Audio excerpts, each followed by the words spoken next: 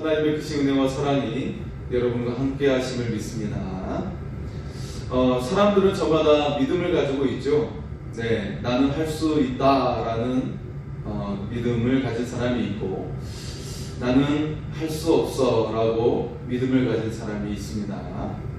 그리고 나는 존귀한 사람이야 라고 하는 믿음을 가진 사람이 있고, 나는 별 볼 일이 없고 나는 쓸모없는 사람이야 라고 그렇게 믿는 그런 믿음을 가진 사람들이 있어요. 여러분은 어떤 믿음을 가지고 있습니까? 네, 우리는 우리의 마음과 영혼을 통해서 믿음을 가지고 살아갑니다. 네, 우리 속에서, 내 내면 속에서 들려오는 그 소리를 들으면서 그것을 믿고 살아가는 것을 볼 수가 있어요. 네, 내 안에서 들려오는 소리, 내 영혼의 소리를 들으면서 우리는 그것을 믿으며 살고 있는데, 여러분, 무엇보다 우리가 하나님의 음성을 듣고 그 하나님께서 하시는 말씀을 믿으며 은혜로운 삶을 살아갈 수 있기를 소원합니다. 하나님께서는 여러분을 향해 어떤 말씀을 하실까요? 너는 나의 존귀한 자녀이고 나의 보배롭고 보물 같은 존재이다 라고 말씀하시는 줄 믿습니다. 때때로 우리가 낙심하고 실패할 때가 있지만, 그럼에도 불구하고 우리를 다시 일으켜 세워주시고 우리를 은혜 가운데 인도하시는 그 하나님을 기억하며 우리가 살아갈 수 있기를 소원합니다. 자, 이처럼 믿음, 우리 안에서 들려오는 그 소리, 그리고 그것을 우리는 믿으며 살고 있는데, 이처럼 우리는 살면서 살아가는 그 믿음이 굉장히 중요합니다. 그것이 우리의 인생을 만들어가기 때문이죠. 나는 아무것도 할 수 없어, 나는 쓸모없는 사람이야 라고 하는 사람은 계속해서 실패의 삶을 살게 될 것이고, 그냥 그렇게 살다가 인생이 끝날 것입니다. 하지만 나는 하나님 안에서 은혜롭고 존귀한 사람이야 라고 하는 사람은 오늘 주어진 일들도 잘 될 줄 믿습니다. 오늘 일어나는 모든 일들이 잘 될 뿐만 아니라 그 인생이 잘 되고 하나님의 은혜로 부어지는 그런 은혜가 충만한 그런 삶이 될 줄 믿습니다. 자, 오늘 말씀 가운데 각 지역에 흩어진 디아스포라 유대인들, 네, 유대인 그리스도인들, 그들이 그리스도의 복음으로 각자의 자리에서 믿음을 지켰습니다. 하지만 곧 문제가 발생했죠. 그들의 믿음이 현실의 참혹한 벽 앞에서 무릎을 꿇었고 뿔뿔이 흩어지게 된 것입니다. 야고보는 그런 성도들을 향해 오늘 이렇게 말씀을 하고 있는 거예요. 이런 질문을 하고 있는 것입니다. 믿음이 무엇입니까? 믿음이 무엇입니까? 라고 묻고 있는 거예요. 네. 왜 야고보가 믿음에 대해서 치열하게 고민하고 있는 것일까요? 네. 야고보는 예수님의 형제이죠. 예수님과 함께 자란 형제입니다. 어느 날 형이었던 이가 하나님의 아들이라고 선언을 하니까 도무지 납득이 가지 않는 것이죠. 믿을 수가 없는 거예요. 같이 자라고 그 자라는 환경 속에서 넘어지면 피가 나고 또 밥을 허겁지겁 먹고 재치와 온기를 가진 형이 갑자기 어느 날 하나님의 아들이라고 이야기하니 도무지 믿어지지 않았던 것이죠. 그런데 이 동생이었던 야고보가 부활하신 예수님을 만나고 나서 그는 그리스도인이 되었습니다. 믿음의 대상이 눈앞에 있어도 믿을 수 없었고 따를 수 없었던 자신에게 한탄하면서 믿음에 더욱 치열하게 그는 고민을 할 수밖에 없었어요. 따라서 야고보의 그가 가지고 있었던 믿음은 어떤 개념이 아니었습니다. 어떤 추상적인 이론이 아니었고 어떤 사상이 아니었어요. 그가 가지고 있었던 믿음, 그것은 경험 속에서 분명한 실체로 있었던 믿음이었다라는 것입니다. 자, 야고보는 본문을 통해서 믿음을 구체적인 시험을 통해서 설명을 하고 있어요. 네, 이 믿음이란 단어는 시험을 통해서 그것이 증거되기 때문에, 증명되기 때문에 시험과 관련해서 이 믿음을 설명하고 있다는 것이죠. 자, 그리스도인에 대한 박해가 이 예루살렘 교회 가운데 이루어지게 됐죠. 이 가운데 기둥과 같은 야고보도 직격탄을 만나게 되었습니다. 자, 예수님의 동생이기 때문에 어때요? 다른 사람들보다 더 모진 박해를 받아야 했던 것이죠. 끌려가서 신문당하고 그런 일들을 당했다라는 것이죠. 그 가운데 예루살렘 교회에 있었던 성도들은 다른 나라로 이민을 갈 수밖에 없는 그런 피난 아닌 피난길을 가야 했습니다. 그래서 함께 수많은 사람들이 모였던 이 예루살렘 교회 공동체가 이제는 많은 사람들이 흩어지고 지도자들 위주로 그렇게 모이고 있는 상황이었어요. 자, 그 가운데 가장 큰 박해를 받은 사람이 바로 예수님의 동생 야고보, 예루살렘 교회의 지도자 야고보였다라는 것이죠. 그럼에도 그의 믿음이 약해지거나 희미해지지 않았다라는 것입니다. 도리어 그는 더욱더 굳세고 굳건한 믿음을 가지고 있었습니다. 자, 오늘 본문 12절 말씀을 보면 그의 믿음의 모습을 우리가 살펴볼 수가 있습니다. 시험을 참는 자는 복이 있나니 이는 시련을 견디어낸 자가 주께서 자기를 사랑하는 자들에게 약속하신 생명의 면류관을 얻을 것이기 때문이라. 네. 자, 시험을 견디는 자가 복이 있다고 말씀하고 있어요. 생명의 면류관이 주어지기 때문이라는 것이죠. 자, 이 이야기는 지금 이제 다른 나라로 흩어져 있는 유대인 그리스도인들에게 전하고 있는 말이지만 사실은 또한 야고보 자신에게 또 하고 있는 말이 되기도 합니다. 시험을 참고 시련을 견디는 것은 믿음의 구체적인 실천이 되는 것이죠. 믿음의 행위가 되는 것입니다. 성도가 시련과 시험을 견딜 수 있는 유일한 뿌리는 무엇인가요? 그것은 그리스도를 향한 믿음이 있기 때문에 그것을 견딜 수가 있는 것입니다. 예수님을 신뢰하는 것입니다. 예수님의 손이 짧지 않음을 믿는 것입니다. 그렇기 때문에 현실의 고난과 모진 풍파를 이겨낼 수 있는 것입니다. 자, 예수님도 동일한 말씀을 우리에게 전해 주었죠. 마태복음 5장 11절과 12절에 우리에게 말씀하셨습니다. 나로 말미암아 너희를 욕하고 박해하고 거짓으로 너희를 거슬러 모든 악한 말을 할 때 너희에게 복이 있나니 기뻐하라 즐거워하라. 하늘에서 너희의 상이 큼이라. 너희 손에 있던 선지자들도 이같이 박해하였느니라. 아멘. 자, 예수님은 예수님을 위해 고난받는 그 일을 향해 기뻐하고 즐거워하라고 말씀하고 있어요. 하나님의 하늘의 상이 크다라고 우리에게 말씀을 하고 있습니다. 네, 어느 시대이든지 성도들을 향한 욕설과 모진 박해 그리고 모함과 공격은 늘 있었다라는 것입니다. 디아스포라 그리스도인들과 그리고 구약의 선지자들이 바로 하나님과 그리고 주 예수 그리스도를 온전히 믿으면서 박해를 당하게 되었다라는 것이죠. 그럼에도 성도가 기뻐할 수 있는 이유가 어디에서 오게 되는 것일까요? 그것은 주님의 전능하신 손이 나와 함께 하심을 믿기 때문에 우리는 기뻐하고 즐거워할 수 있는 것입니다. 그리고 주님께서 우리를 그 전능하신 팔로 붙들어 주시고 그 손길로 주의 나라에서 우리에게 상을 베풀어 주시기 때문에 우리는 기뻐하고 즐거워할 수 있다는 것입니다. 여러분, 지금 혹시라도 주님을 위한 고난과 그리고 고통 가운데 있다면 여러분 기뻐하고 즐거워할 수 있기를 소원합니다. 주님께서 여러분을 칭찬하시고 여러분을 높여주시고 하늘의 상급으로 여러분에게 부어 주실 줄 믿습니다. 자, 야고보는 또 다른 시험이라는 단어를 통해 믿음에 대해 설명을 하고 있는데요. 13절의 말씀을 보겠습니다.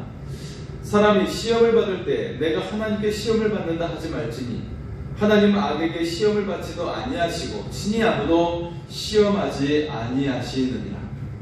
앞서 언급한 시험이 우리가 살아가면서 닥치는 외적인 시험이라면 지금 이 말씀 속에서 전하고 있는 시험은 우리 안에서의 시험, 내적인 시험을 말하고 있는 것입니다. 자, 내적 시험의 주체는 하나님이 아니라는 것이죠. 하나님은 우리를 시험하지 않는다라고 말씀합니다. 내적 시험의 주체는 우리의 본성 가운데 있다라는 것이에요. 자, 믿음의 사람인 욥은 큰 혼란과 시험을 당했어요.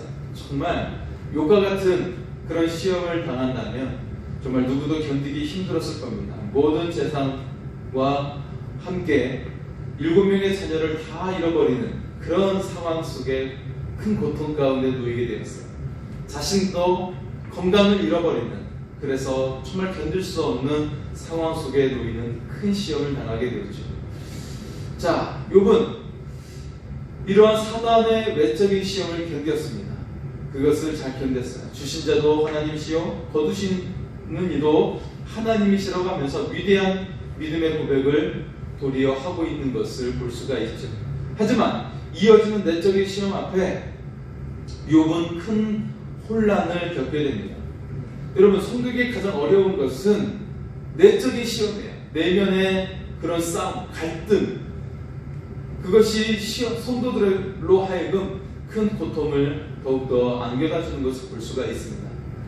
십자가에 못 박히신 예수님도 가장 어려운 순간은 육체의 고통이 아니라 하나님과의 관계가 끊어졌다라고 하는 내적인 시험이었습니다.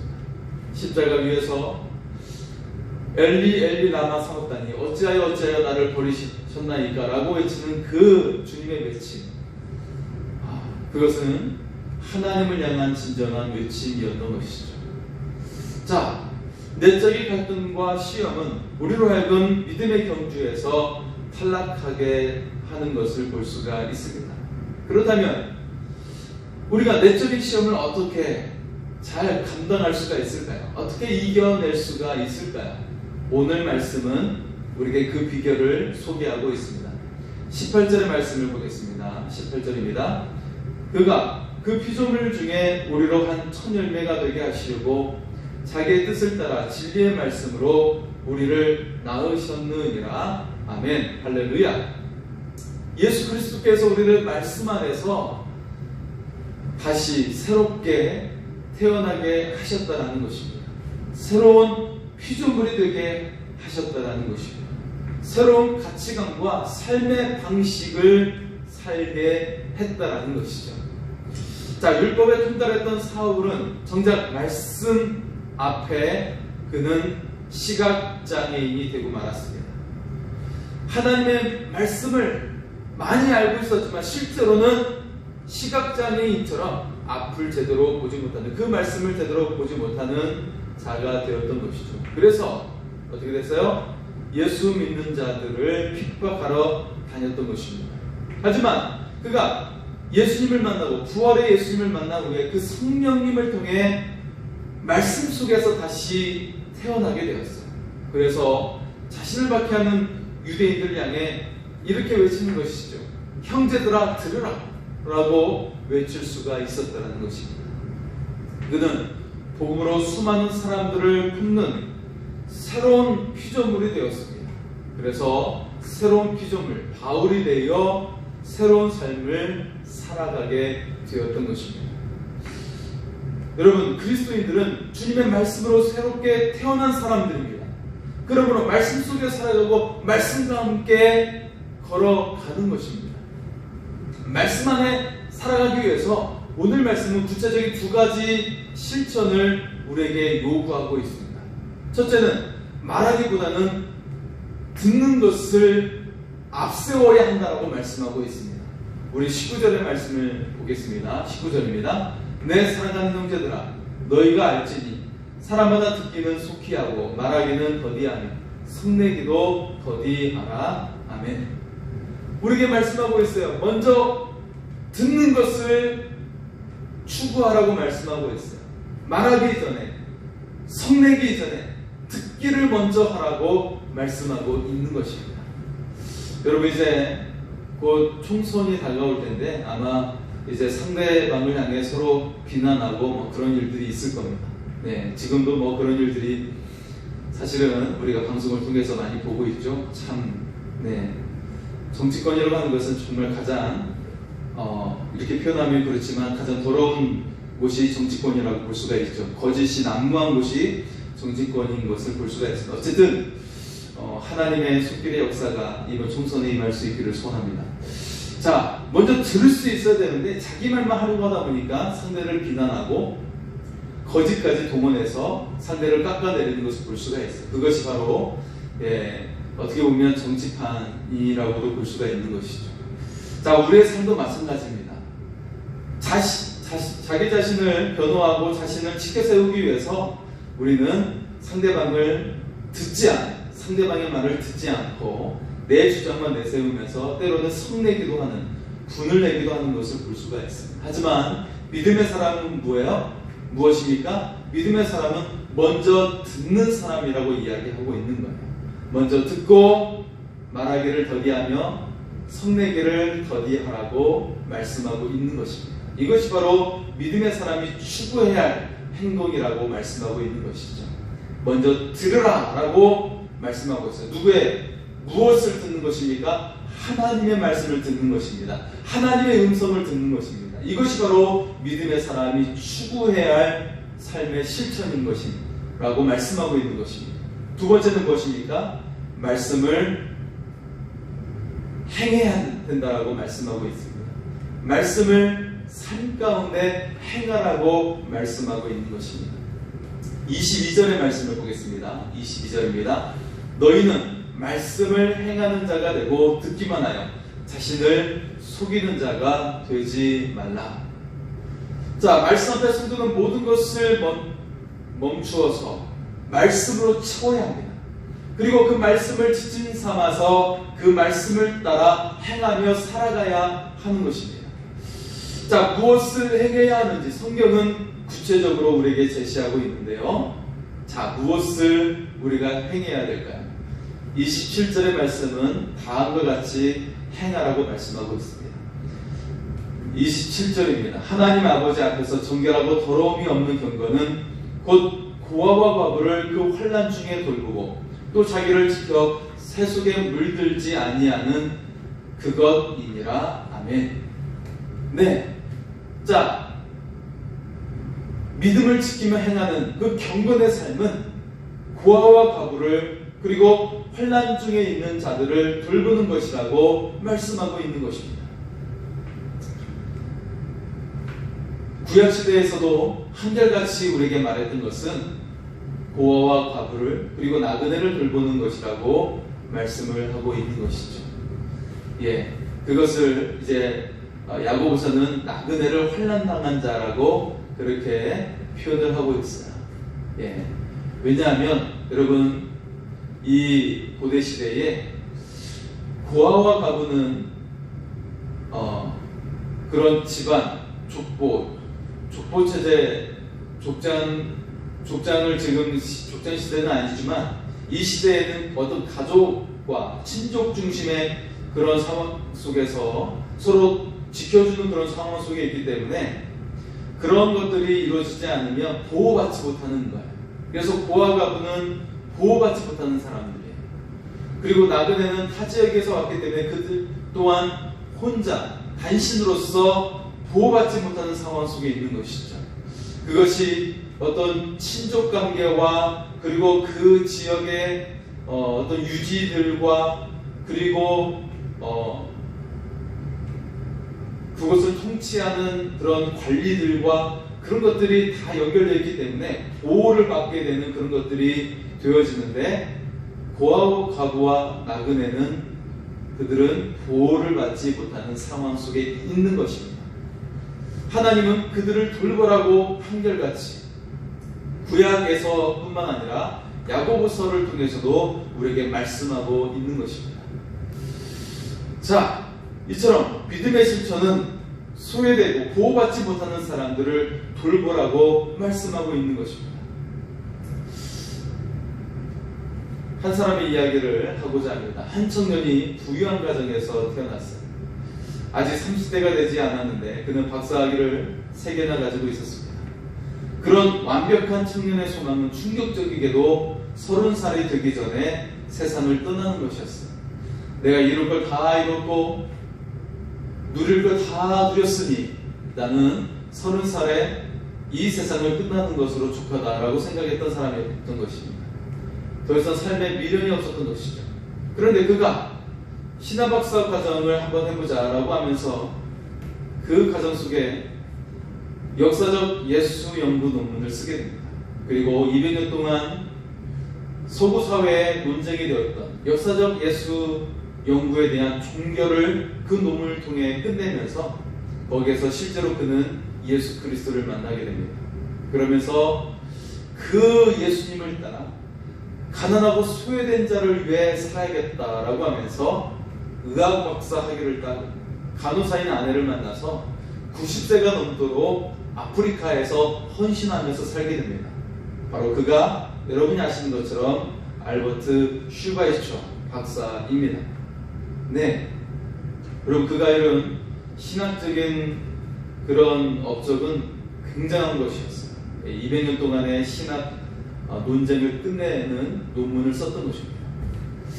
자, 중요한 것은 그가 진정한 믿음이 바로 예수 그리스도로 살아내는 것, 예수님처럼 소외되고 가난한 자를 위해 살아가는 것임을 알았다라는 거예요.